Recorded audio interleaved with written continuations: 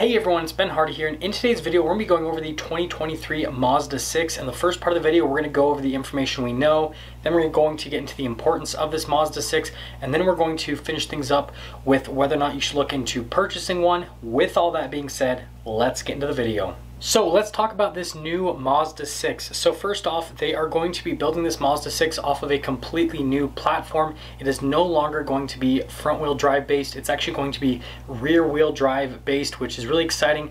It should give it much more thrilling driving dynamics just because of that.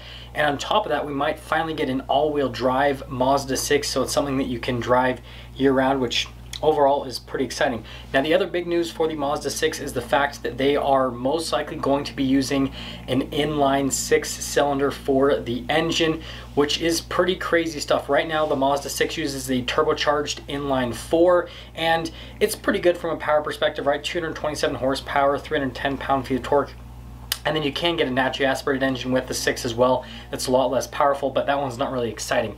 Now with this inline 6, again, power should be up substantially. It sounds like it's going to be 300 to 350 horsepower, and it might also be paired to a mild hybrid system.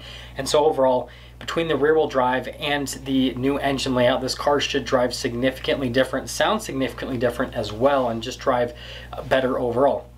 Now, the other changes that Mazda is making with this car is obviously they're going to change the sheet metal on the outside a little bit, make it look a little bit more modern, a little bit prettier, and I'll kind of throw renders up throughout this video so you guys can see what people are kind of imagining.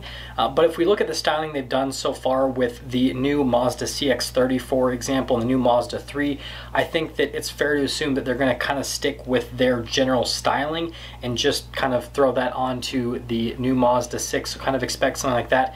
And then with the interior, right, they're still going to do the same thing they normally do with the Mazda 6, where they give it a more luxury car based interior, but obviously at a significantly lower price.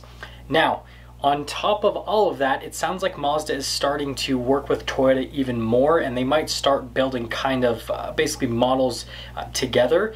And so on top of that, it sounds like we might get a Toyota version of this Mazda 6, and we might get a two-door version of this Mazda 6 with that inline 6-cylinder. Again, since it's being built with Toyota, it's going to give Mazda a much larger budget to go off of, so they can kind of throw some extra things into the car that they normally would not be able to put in the car considering the size of the company.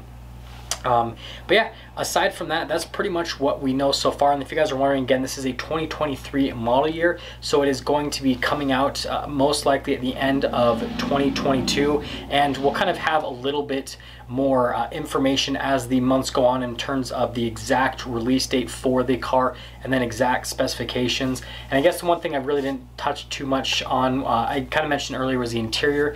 Again, they're going to do a luxury car interior, but it sounds like they're really going to bring things up with the interior, and so the price might go up slightly. But again, Mazda is all about giving you a luxury car experience, but not having to pay the luxury car price. Now let's talk about the importance of this new Mazda 6, and this new Mazda 6 is actually extremely important for Mazda, because it's a big departure from what they've done in the last few years in certain respects. In other respects, it's pretty much just going along with what they're doing. So the things that it is departing from is, again, being front-wheel drive based. Every single car except for the Mazda Miata is front-wheel drive based in Mazda's lineup. Even the all-wheel drive cars are built off of front-wheel drive platforms that they then convert to be all-wheel drive. And then on top of that, this will be the first 6-cylinder engine that we have had in a Mazda in literally forever. And so that's another huge departure as well. And then on top of that, just kind of like going along with things, potentially doing a larger two-door car as well. Again, that's kind of a departure from what Mazda's done over the last few years, because pretty much what it's been is we've got a couple sedans you can buy from, we have a hatchback version of the smaller sedan, we have a couple SUVs you can buy from, and then we've got our little Mazda Miata that we've built forever because it just sells so well. And that's kind of how things have been going with Mazda, whereas this, just completely different market and completely different concept. I'm really excited for it, especially the fact that this is rear-wheel drive based. It should drive so much better, and we already know that Mazda is really good at making fun to drive cars, right? The Miata proves that, and then also even the new front-wheel drive cars prove proved that. You guys know I had the CX-30 for a week, and I've driven plenty of the other models like the Mazda 3 and the CX-5, and I had the CX-9 for a week, and all of them have great steering feel. They all have really good turn, and they're just fun to drive. And so if you add that steering feel that Mazda is really good at engineering, and they're fun to drive aspect, and then you throw in a rear-wheel drive platform, I mean, yeah, it's going to be a complete knockout of the park, just like the Miata. That's why they sell so many of those Miatas. And then obviously with that two-door car, if they end up building out a two-door version of this Mazda 6, that's going to be really exciting. It's going to be something pretty unique because it's going to be a car where it's going to have really nice luxury interior, fun driving dynamics, a good amount of power, but again, it's not going to be the same price as a lot of luxury cars out there, and so it's going to give you the ability to buy a rear-wheel drive two-door luxury car that's a ton of fun, but again, not have to pay luxury car prices. So I think that is pretty exciting overall. And then obviously the collaboration with Toyota is pretty exciting because that, you know, increases the budget that Mazda has to build out these new models, and then it also gives us exciting stuff over on Toyota side of things. And I think it's actually a really good partnership, if you ask me. I think it's a better partnership than Toyota and BMW, and here's why. So with Toyota and BMW, right, they built out the new Supra, and then obviously BMW's Z4, which both of them are great cars, but you kind of have two, I wouldn't say boring companies, but like BMW is great at building really fast, crazy, luxury, muscle-ish cars, right? That's kind of what those German cars are all about. Mercedes is the same way. They're kind of like luxury muscle cars. So they're fun, but they're kind of brutal in a way. And Toyota is really good at building, you know, reliable cars, right? Really good build quality, they'll last a long time, and you know, they're really good at styling, right? There's not a single Toyota really, other than maybe the Prius, that all of them look good stylistically.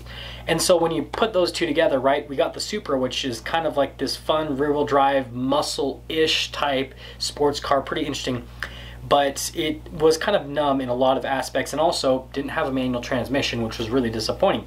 Now, if we had a collaboration with Toyota and Mazda where they're building sports cars together, I think that that would be fantastic. Because again, we're going to get Toyota's budget, we're going to get Toyota's build quality with this car, but on top of that, we're going to have Mazda's engineers put some fun into the car. They're going to make the car exciting, and so you can have, right, both teams working together and just build an amazing car that would just, I mean, think about it. If we had something, again, that was built by both of them that was rear-wheel drive, has an inline 6-cylinder, and has really cool sheet metal on the outside, because Toyota is really good at designing things from an aesthetics perspective, and then Mazda really focuses on the fun driving aspect of it, and then obviously Mazda also focuses on giving it a nice interior. Just think about how cool that car would be, and yeah, I hope it happens personally. That's just me. But yeah, that's going to pretty much sum things up. Well, I guess I should mention if you should buy this new Mazda 6 or not. If they end up doing everything that they say that they're going to do, mild hybrid system, inline 6, rear-wheel drive platform, it's definitely going to be worth it, because it's still going to be at a really affordable price point, but it's going to be significantly better than the current Mazda 6. So yes, I think it's going to be worth it. I think you should wait for it to come out. And yeah, now that's going to officially sum things up for today's video. If you're stopping for the first time, please subscribe, comment down below what you think, and I'll see all of you in the next video.